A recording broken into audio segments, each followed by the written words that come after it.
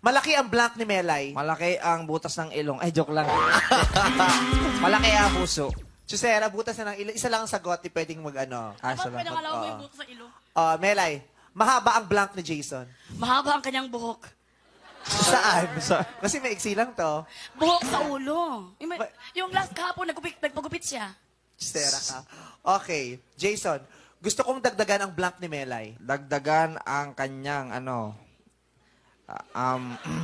kaya pasensya. Oo, tama talaga. Pag hindi nakasagot ng ng mabilis, kukuha na ng book sa ilong ha. Basta pa naman yung ilong. Melay, gusto kong bawasan ang blank ni Jason. Gusto kong bawasan ang kanyang bigote. Melay ulit. Masarap ikis ang blank ni Jason. Masarap ikis sa kanyang dibdib. Dibdib lang ako. Dito sa gilid. Umabot ka na sa ganun. Dibdib Dito, agad? dibdib sa gilid. Dip-dip to, dip-dip. So, dip-dip. Nandito yung lungs ni Jason, nandiyan.